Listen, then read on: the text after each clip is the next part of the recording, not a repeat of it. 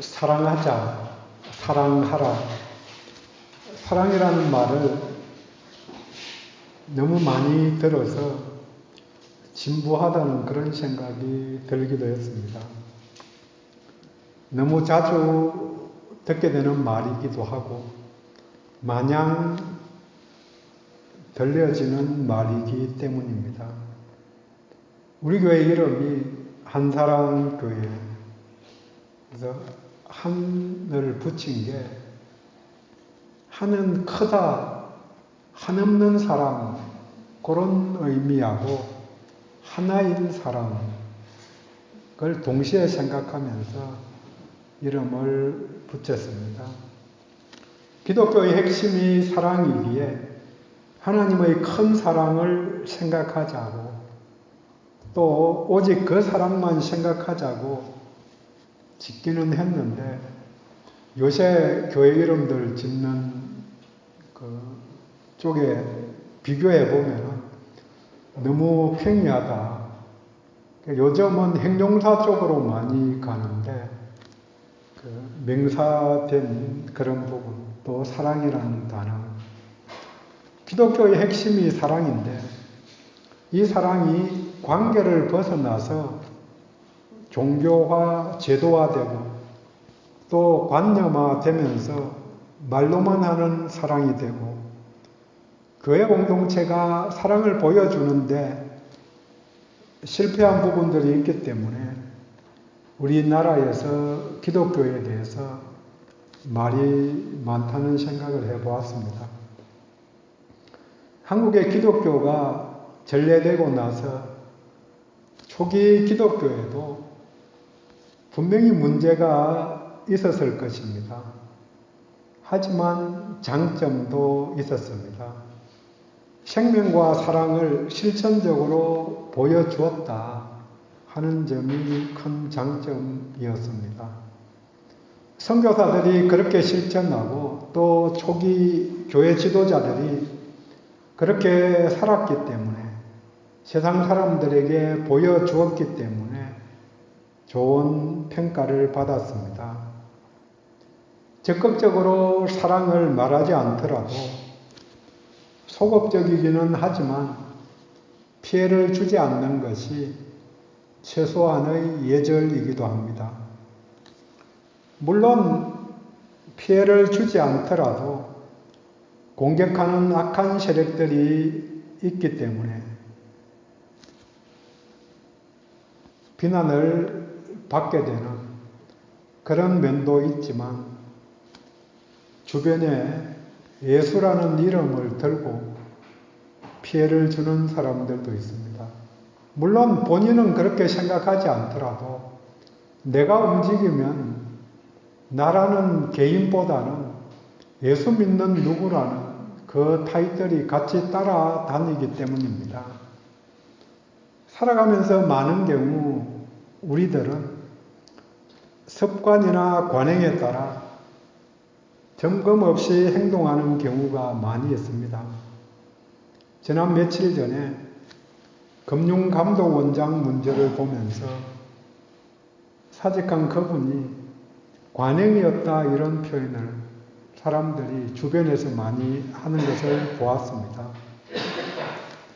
관행으로 한 것이기 때문에 법에 어긋나도 죄인 줄 인식하지 못했다.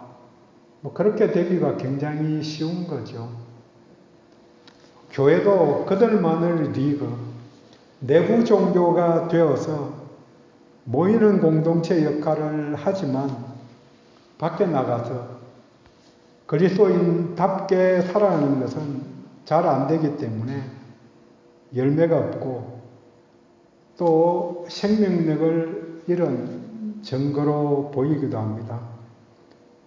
그렇지만 살아가는 데 있어서 사랑이 중요하고, 바울도 사랑을 은사의 측면에서 강조한 고린도전서 13장에서 믿음, 소망, 사랑, 이 세 가지는 항상 있을 것인데 그 중에 제일은 사랑이라고 말합니다.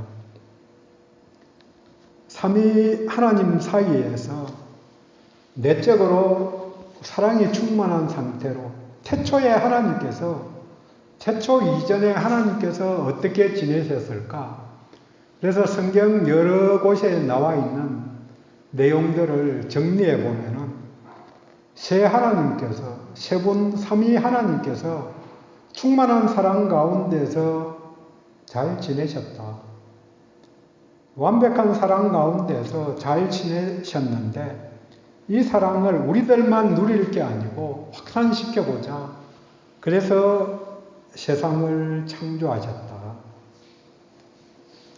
믿음은 사랑을 위한 출입문이고 소망은 영원한 사랑의 나라에 들어가서 성취되어서 누리기 때문에 영생을 가진 우리가 현재 추구할 것, 또 미래에도 누릴 것이 사랑이기 때문에 제일이 사랑이라고 그렇게 말씀으로 나눈 것입니다. 다음 주가 교회 5주년이라고 광고 시간 말씀드렸는데 벌써 5년이 되었습니다. 5주년이라고 특별한 행사는 없지만 이번 주 다음 주에는 기독교의 원론적인 실천 덕목을 나누려 합니다. 삶의 기본적인 원리, 우선시되는 원리입니다. 오늘은 그 첫 번째로 사랑입니다. 모든 관계의 인간관계뿐 아니라 사람과 하나님과의 관계, 그 관계의 핵심 원리가 사랑입니다. 사랑은 하나님께 속한 것이다. 복음성가 아까 부를 때의 그 내용이죠. 하나님의 사람, 그 특징이 하나님으로부터 받은 그대로 사랑하는 사람입니다. 요한일서의 주제가 생명이신 그리스도이십니다. 그리스도는 이 세상의 빛이고 우리의 의이고 또 사랑입니다. 오늘 본문도 사랑의 실천을 다루고 있습니다. 함께 본문을 통해서 어떻게 사랑하는가 하는 방법론적인 접근에 앞서서 왜 사랑해야 하는가, 성경은 사랑해야 되는 이유를 어떻게 설명하는가 하는 것을 같이 나누도록 하겠습니다. 왜 사랑해야 하는가? 첫 번째로 본문은 계명이기 때문에, 명령이기 때문에 실천해야 한다고 이야기합니다. 23절, 그가 우리에게 주신 계명대로 서로 사랑할 것이라. 예수님도 새 계명을 너희에게 주노니 서로 사랑하라. 내가 너희를 사랑한 것 같이 너희도 서로 사랑하라. 요한복음 13장 34절 말씀입니다. 새로운 계명, 옛날 계명도 결국 같은 내용이고 새 계명도 같은 사랑하라는 말씀이죠. 물론 새 계명의 차이점은 그것을 실천할 수 있는 능력을 성령님 통해서 새롭게 부어주셨다는 점만 차이가 있지만 강조하는 바는 같다는 것이요. 계명은 지키고 그대로 따르라고 주신 말씀입니다. 계명을 주신 이유는 구원받은 백성으로서 마땅히 행할 태도, 행실을 알려주기 위함입니다. 이 사랑하라는 계명을 실천하면 본문 19절에 우리가 진리에 속한 줄 알고, 진리에 속한 사람이라는 것을 어떻게 분별하는가? 계명을 실천하느냐 마느냐 거기에 달려 있다는 거죠. 진리를 지식으로 외운다고 성경학자라고 하나님의 사람이냐 또 진리의 사람이냐 아니라는 거죠. 그대로 살아낼 때에 진리에 속한 사람입니다. 계명을 실천할 때 본문에서는 사랑할 때 사랑해야 할 대상과 방법을 동시에 알려줍니다. 먼저 누구를 사랑해야 하나 그 대상 23절에 그의 계명은 이것이니 곧 아들 예수 그리스도의 이름을 믿고 그가 우리에게 주신 계명대로 서로 사랑할 것이라. 예수를 믿고 서로 사랑하는 것입니다. 일단 출발이 예수와 서로입니다. 이게 확장되면 원수까지 포함되지만 출발을 잘 해서 그 유익을 체득해야만 확장이 가능할 것입니다. 믿음은 사랑의 또 다른 표현입니다. 그리고 사랑의 출발점입니다. 하나님을 사랑하는 자는 하나님의 아들을 믿는 것이 가장 중요한 행동입니다. 하나님을 믿는 자가 되어야 합니다. 동시에 계명대로 서로 형제 자매 모두를 사랑하는 일입니다. 예수님이 말씀하신 두 계명, 하나님을 사랑하고 이웃을 사랑하라, 이 표현을 요한이 바꾼 것입니다. 요한은 하나님 사랑 대신에 하나님을 믿고 이웃을 사랑하라, 예수를 믿고 예수 이름을 믿고 이웃을 사랑하라, 그렇게 바꿔서 표현한 거죠. 성경 말씀은 계속 강조하지만 같은 내용을 계속해서 바꿔서 이야기하는 거죠. 한마디로 하나님 사랑하라 그 말을 하나님 믿으라는 같은 말을 다르게 표현한 거고, 또 의미적으로 동시에 포함한 내용들이죠. 일방적으로 받기만 하는, 주기만 하는 사랑이 아니고 서로 사랑하라. 어떻게 사랑하는가? 18절입니다. 우리가 말과 혀로만 사랑하지 말고 행함과 진실함으로 하자. 실천, 또 실천하는 태도가 중요합니다. 마음을 담아서 겸손한 마음으로 행하는 것입니다. 이렇게 겸손할 때에 받아들이기가 쉬워지는 거죠. 이 실천의 결과가 19절에 우리 마음이 굳세게 되고, 또 21절에는 하나님 앞에서 담대함을 얻게 된다고 이야기합니다. 이 담대함으로 말미암아 하나님께 나아갈 수 있습니다. 은혜의 보좌 앞에 담대히 나아갑니다. 그 대상과 실천의 실제적인 예가 17절에 나옵니다.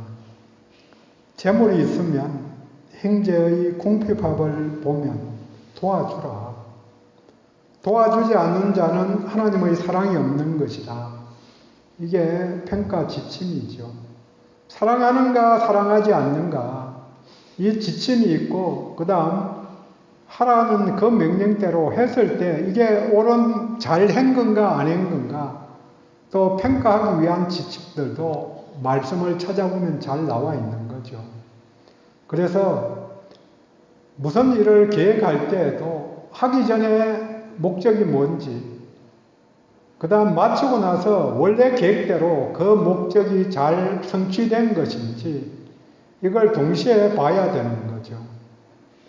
그래서 그게 성취되지 않았으면 우리가 실천한 방법이 옳았던 것인지 이걸 봐야 되는 거죠. 진실함이 없는 경우를 많이 봅니다. 의무로 하는 것이죠. 계명을 지키는 자는 하나님과 교제하는 자라고 24절에 알려줍니다. 계명을 지키는 자는 주 안에 거하고 주는 그의 안에 거하나니 성령으로 말미암아 그가 우리에게 거하는 줄을 우리가 아느니라. 계명을 왜 지키는가? 깊이 들어가고 또 들어가 보면 하나님과 교제 속에 있기 때문에 교제하기 위해서 계명을 지키는 거죠. 그분이 내주에서 말씀을 실천할 수 있도록 깨우쳐 주시고 도와주시기 때문에 실천한다는 거죠. 첫 번째로 왜 사랑하는가 계명이기 때문에. 왜 사랑하는가 두 번째로 본문은 그 사랑을 알기에 실천해야 한다고 말합니다. 16절 중간에 우리가 이로써 사랑을 알고 사랑을 알았으니 실천이 가능합니다. 모르는 것을 실천할 수 없습니다. 히브리어로 안다, 알다는 동사는 직접 확인해서 안다는 거죠. 사람들 간에는 한몸같이 잘 안다. 그러니까 속에 깊은 것까지 알 때 안다는 거죠. 내가 하나님을 안다. 하나님의 깊은 그 속마음까지 알 때 아는 거지. 피상적으로 아는 것 이야기하지 않는 거죠.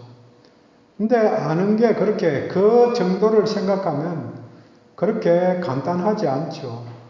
부부로 20년, 30년을 살아도 그 속마음 알 수 있는가? 모를 때도 혹시 있죠. 대부분은 안다고 이야기하지만 어디까지 아는가? 그래서 알아갈수록 더 알아야 될 부분들이 생기는 거죠. 이 말은 들어서 아는 게 아니고 논리적으로 아는 것도 아니고 인격적인 사귐을 통해서 알아갑니다. 그래서 알게 된 그대로 행동이 따라가는 거죠. 지행합의를. 그래서 안다는 번역보다는 깨달았다 이런 표현이 조금 더 가깝지 않을까 제가 생각해 보았습니다. 베드로가 고넬료를 만나서 한 고백입니다. 내가 참으로 하나님은 사람을 외모로 보지 않으시고 의를 행하는 사람은 다 받으시는 줄 깨달았다. 이 깨달음이라는 동사는 힘을 다해서 붙잡았다는 거죠. 내가 찾아보고 실제로 보니까 확실하게 나한테 와닿아서 잡고 있다는 거죠. 그 진리를. 안다는 게 그렇게 아는 게 아는 거죠. 성경은 동사가 중요하고 동사는 그대로 행동하는, 실천하는 것입니다. 그런데 이렇게 알게 된 사랑이 뭐냐? 16절 앞부분에 그가 우리를 위하여 목숨을 버리셨으니 목숨 버린 것이 사랑이라는 것을 안다. 그래서 아는 사람의 행동이 결합됩니다. 16절에 끝에 우리도 형제들을 위해서 목숨을 버리는 것이 마땅하도다. 내가 사랑은 목숨을 버리는 거다. 이렇게 체험하고 알았기 때문에 나도 목숨을 버려서 사랑하겠다. 그렇게 결단하고 실천한다는 거죠. 사랑은 목숨을 거는 일입니다. 이 기준에 따르면 사랑이라는 말을 쉽게 사용할 수 없습니다.